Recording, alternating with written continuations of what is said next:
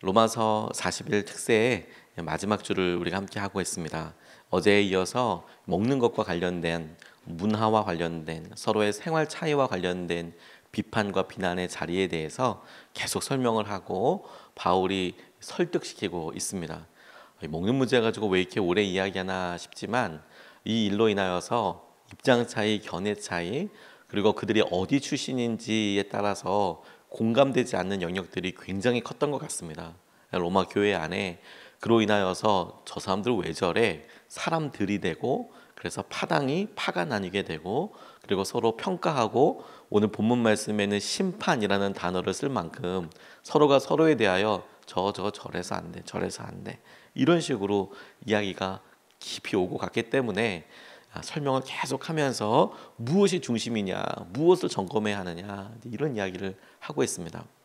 걸리버 여행기라는 책을 보면 소설이지만 소인국에 간 걸리버가 그곳에서 왜 싸우는지, 이 두 나라 사이에 오랜 동안 전쟁의 이유인지를 묻고, 그리고 그 이유를 듣고 황당해하는 장면이 나와요.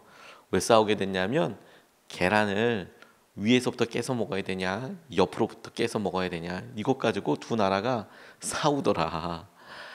위에서부터 계란을 이렇게 놔두고 그걸 스푼으로 위에서부터 깨야 되냐, 옆에서부터 깨야 되냐, 그거 가지고 소인국 두 나라가 싸우고 있더라. 그 나라, 그 소인국에 걸리버가 여행해서 도착하는 이야기가 나와요. 아주 사소해 보이죠. 다른 사람 이렇게 보기엔 저 도대체 왜 저러나 싶은 이야기들이 중요한 전쟁의 핵심과 원인이었다는 거예요. 우리가 그것을 보고 저 사람들 왜 저래라고 이야기하지만 바울의 입장과 바울의 생각에서 교회에서 일어나는 일을 또 다른 사람의 눈으로 보았을 때 왜 저러지? 왜 저래야 할까? 저게 목숨 걸어야 될 일일까? 이렇게 보여질 수 있다라는 거예요. 그러면서 바울이 주목하게 된 두 가지 기준을 오늘 우리가 우리 삶에 사람들을 대하고, 우리가 오늘 일을 하고, 그리고 오늘 우리가 날마다 했던 일상의 일들에서 중요한 관계의 중심으로 같이 붙잡고 적용할 수 있으면 좋겠습니다. 우리가 혹시 그런 안경을 쓰고 있기 때문에, 그렇게 보이는 것이 당연하다고 지금 우리가 여기고 있기 때문에 다른 사람들에 대해서 말하고 이야기하는데, 그렇게 생각하기 전에 우리가 말씀대로 오늘 도전하신 대로 그렇게 묻고 질문하고 있는가. 첫 번째로 우리가 같이 기준으로 삼고 싶은 것은 사랑을 점검해야 한다. 이것을 내가 사랑하기 때문에 하고 있는 건가? 내가 사랑하기 때문에 말하고, 사랑하기 때문에 이런 식으로 접근하고 있는 건가? 이게 우리가 첫 번째 같이 살펴보고 싶습니다. 13절 말씀에서부터 15절까지 말씀이 좀 길게 나와 있지만 이렇게 나와 있어요. 그러므로 이제부터는 서로 남을 심판하지 마십시다. 형제자매 앞에 장애물이나 걸림돌을 놓지 않겠다고 결심하십시오. 내가 주 예수 안에서 알고 또 확신하는 것은 이것입니다. 무엇이든지 그 자체로 부정한 것은 없고, 다만 부정하다고 여기는 그 사람에게는 부정한 것입니다. 그대가 음식 문제로 형제자매의 마음을 상하게 하면 그것은 이미 사랑을 따라 살지 않는 것입니다. 음식 문제로 그 사람을 망하게 하지 마십시오. 그리스도께서 그 사람을 위하여 죽으셨습니다. 이렇게 나와 있어요. 음식과 관련된 여러 일들로 인하여서 그 사람에게 말하고 심판하더라. 그리고 그걸로 인하여서 마음이 서로 상하기까지 되더라. 이렇게 이야기하고 있죠. 여러분, 음식에다가 우리가 오랫동안 우리 마음에 불편했던 여러 주제와 불편했던 내용을 한번 써보면 이게 어떤 내용인지 알 겁니다. 어떤 사람이 특정한 옷을 입고 오는 것에 대해서 너무 불편해, 힘들어, 이렇게 생각할 수도 있잖아요.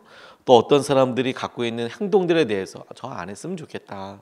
그 가로 안에 먹는 것, 그 먹는 것 대신에 우리가 마음이 힘들어하는 것, 어떤 사람을 끊임없이 내가 마음속으로 비판하고 평가하는 것, 그거 넣어보면 말씀이 딱 이해가 되는 겁니다.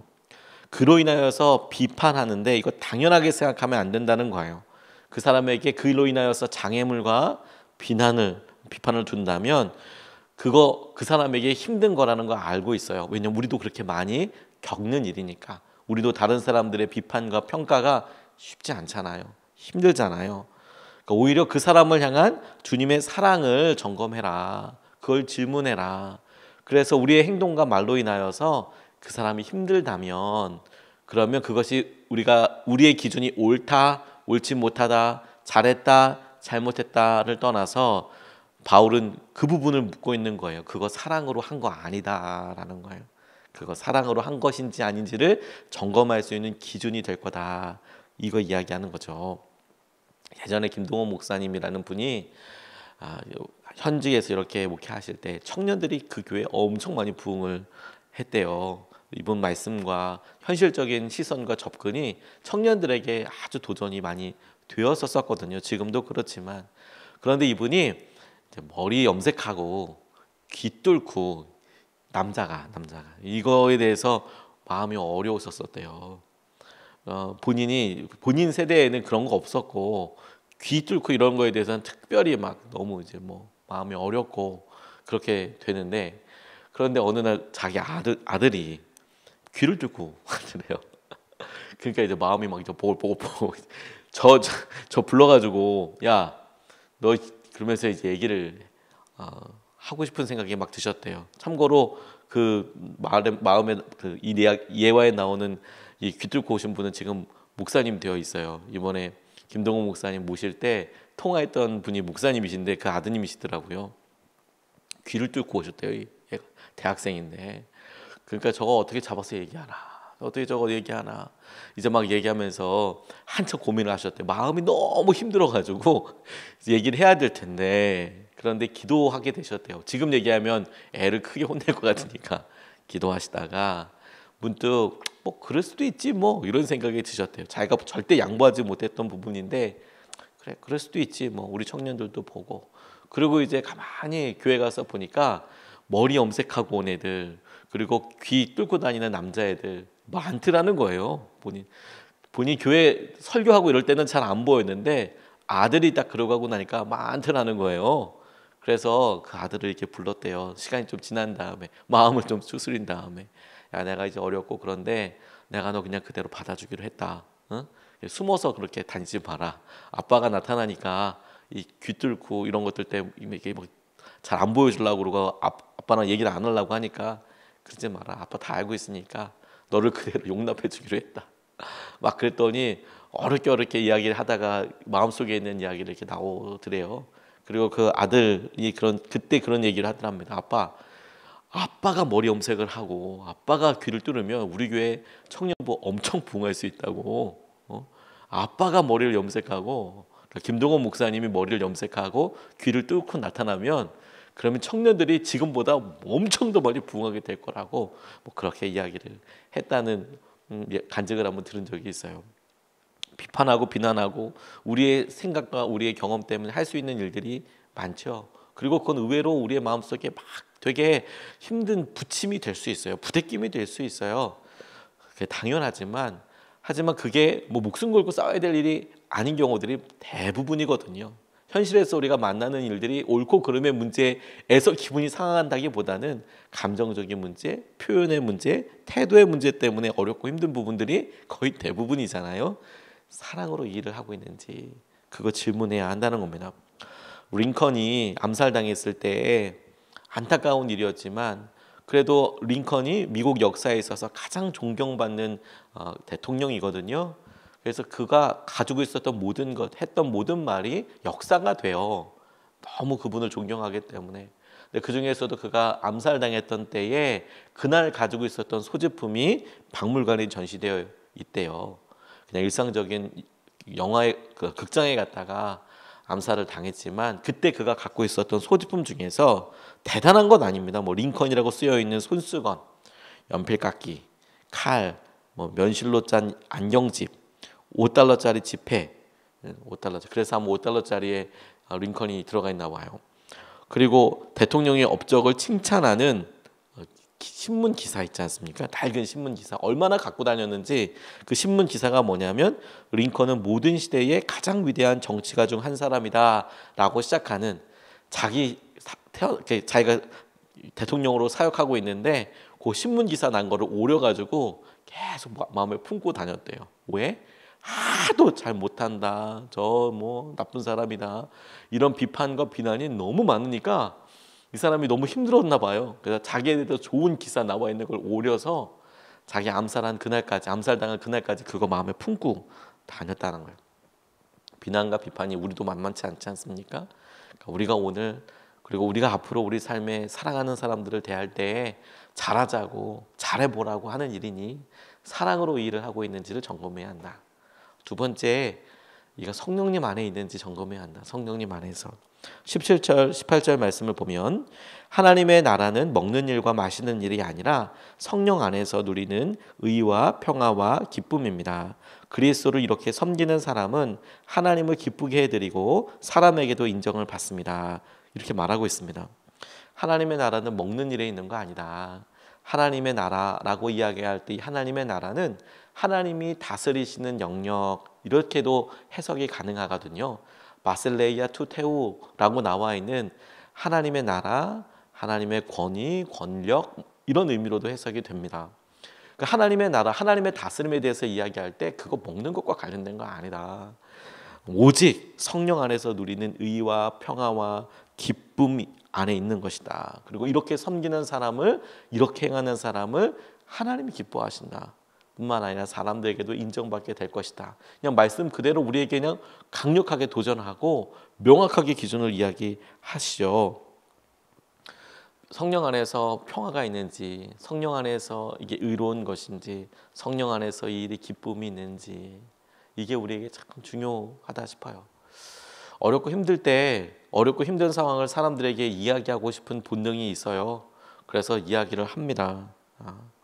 그리고 그 사람이 아픈 것에 대해서 은근 기대해요. 내 마음을 알아줘. 그 말에 한쪽 부분은 너도 아파야 돼. 너도 내가 얼마큼 아픈지를 알아서 너도 아팠으면 좋겠어 라는 의도가 없을 수 없거든요. 근데 그렇게 이야기하고 나면 우리의 마음이 어때요? 괜히 했구나. 이거 괜히 했네. 그렇게 후회하는 일에 대부분 그런 일이 생기는 이유는 뭐냐면 성령 안에서 이것이 주시는 기쁨과 평화와 맞닿아 있는가 하는 거죠. 그야말로 옳고 그름의 문제가 우리의 삶에 자주 접근하는 문제는 아닙니다. 그렇죠? 우리의 삶을 채우고 있는 대부분의 문제는 옳고 그름의 문제가 아니라 먹고 마시는 것과 같은 개인의 기호 혹은 어떤 문화적인 틀을 갖고 있는 것에 따른 거예요. 그렇죠? 그러니까 그걸 가지고 우리 동네에서는 그렇게 안 해. 우리 학원에서는 이렇게 안 해. 우리 직장에서는 이렇게 안 해. 이런 거 너무너무 강조하지만 실제로 그렇지 않아요. 제가 처음 사역을 했을 때 전도사로서 사역을 할 때 교회에서 저를 많이 믿어주셔서 일을 많이 주셨어요. 그래서 전도사 시절임에도 불구하고 교회 학교가 꽤 컸는데 관련된 행정적인 업무를 많이 하게 됐어요. 뭐 이렇게 표현을 했지만 사실 교육 목사님이 엄청 유명한 분이었거든요. 강사도 많이 하시고 함께 제가 돕고 있었던 그 교육 목사님이 엄청 유명한 분이셨어요. 그래서 교회에 안 붙어 있으신 거예요. 그러니까 뭐 주일마다 무슨 강의, 집회 이런 게 엄청 많으셨어요. 담임 목사님이 계시는데도 교육 목사님이 더 유명했어요. 제가 첫 번째 사역 나갔을 때. 지금도 뭐 여전히 사역을 엄청나게 하시는 분이죠. 그러니까 이분이 저한테 다 이것도 하고 저것도 하고 저것도 하고 처음부터 저한테 그 일을 맡겨진 게 아니라 이 교육 목사님이 이렇게 하다 보니까 이 일을 맡겨보니까 얘가 이거 할 수 있네. 그 다음에 요 일도 맡겨보고 이것도 할 수 있네. 그래 또 이것도 맡기고 이것도 할 수 있네. 그래 네가 이거 다 해라. 그러고 이제 본인은 아주 편하게 뭐 이렇게 외부 사역을 많이 하셨어요. 그래서 가끔 오실 때 점검해주고 이거 이렇게 했다고 저렇게 했다고. 그래서 나중에는 이제 거의 후 보고할 정도로 목사님이 많이 믿고 일을 맡겨주셨어요. 일 어렵게 배웠거든요. 힘들게. 어린 나이 이거 실수하면 안 된다는 생각으로 정말 열심히 해서 뭐 통계 내는 법 어떻게 하는 법 뭐 보고 형식 이런 거 다 맞췄어요. 저는 그게 되게 중요하다고 생각했거든요. 여러 사정으로 인하여서 나중에 거기를 이임하고 다른 교회에 가게 됐어요. 보고 양식서부터 전부 다 다르더라고요. 정말 싹 다 다르더라고요. 그렇게 열심히 할 필요도 없고요. 그렇게 그런 부분에 신경 쓸 필요가 없더라고요. 왜냐하면 그 교회는 또 그걸 또 신경 쓰지 않고 얼마나 출석했는지 이런 거는 중요하지만 표현 방식이 또 다 다르고 사람들에게 의해 다 접근하고 의미 있게 그 교회 담임 목사님이나 그 교회에 했던 여러 일들이 또 접근 방법이 전혀 다르더라고요. 처음부터까지 싹 다 바꿔야 되더라고요. 그러고 보니까 나중에 전 교회에서 뭐 이런 일을 가지고 그렇게 사람들에게 또 이야기하고 전화하고 뭐 이렇게까지 했을까? 별로 그럴 필요가 없었네. 그 나중에 지난 다음에 알게 되더라고요. 속상할 일도 아닌 거구나. 그러고 알게 되더라고요. 오히려 그런 일들 통해서 사람들 사이에 관계를 놓쳐버린 게 더 커다란 일이라는 생각을 했어요. 왜 이 일을 안 해줘? 왜 일을 이렇게 생각해? 왜 함께 일하는 전도사님은 왜 일을 이렇게 생각하지 않아? 왜 이렇게 해달라는데 똑같은 양식으로 해주지 않지? 그걸 맞추기 위해서 제 마음의 감정을 흘러가는 대로 쉽게 놓아버리는 거, 표현하는 거, 야, 이거 진짜 민폐였구나, 민폐였구나, 이런 생각들을 나중에 하게 되더라고요. 주님이 말씀하시는 의로움이 있는지, 그래서 평화가 있는지, 너 마음이 평안하냐? 그렇게 이야기해서 정말 주위에 있는 관계가 더 좋아지냐? 이런 모든 일을 통해서 주님께서 기대하시는 기쁨이 있느냐? 그걸 점검해야 한다는 거예요. 그리고 그렇게 살아가는 사람, 우리가 봤을 때 내가 왜 눈치 봐야 해? 내가 왜 이런 일에 눈치 보고 살아야 하잖아요. 아니요. 우리가 믿음 때문에, 우리가 하나님께서 하시는 말씀이 의롭기 때문에, 그리고 그래서 주님께서 내게 말씀하시는 평화와 기쁨을 지키는 게 더 중요하기 때문에 생각하는 그런 일들을, 하는 일들을 오늘 본문에서는 그게 하나님이 기뻐하시는 사람이야, 이렇게 이야기하시는 거 아니에요. 그러니까 내가 내 삶에 하나님이 기뻐하시는 것을 더 우선순위로 놓을 거야. 하나님과의 관계를 더 우선순위로 놓을 거야. 이거 되게 중요해요. 우리 마음에 내가 저 사람의 저 버릇을 고쳐 주고야 말 거야 라고 결정하고 생각하는 순간서부터 깨어지는 하나님과 성령님과의 관계 있잖아요. 평안함. 그게 더 큰 거예요. 더 큰 거. 기도 안 되잖아요. 그리고 다가갈 수도 없잖아요.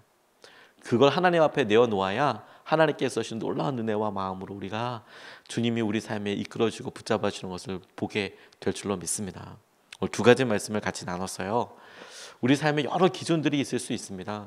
그리고 우리가 오랫동안 경험했기 때문에 그 말에 귀 기울이는 게 당연히 지혜롭게 보일 때도 있어요. 그리고 그게 우리 자신의 의견일 수도 있습니다. 그러나 옳고 그름을 떠나서 우리의 삶에 많은 감정적인 일들, 많은 일들을 오늘 다시 새로운 말씀의 기준대로 한번 보았으면 좋겠어요. 이게 지금 사랑을 따르고 있는 믿음이냐? 이거 지금 내가 사랑하기 때문에 말하고 있는 거야? 사랑을 따르는 믿음이냐? 두 번째, 이게 성령님과의 관계 가운데 평화가 있고 기쁨이 있는 것이냐? 그래서 하나님께서 하시는 은혜를 열매로 우리가 누릴 수 있으면 좋겠습니다. 오늘 이 말씀 붙잡고 두 번 나눠서 같이 기도하겠습니다. 첫 번째로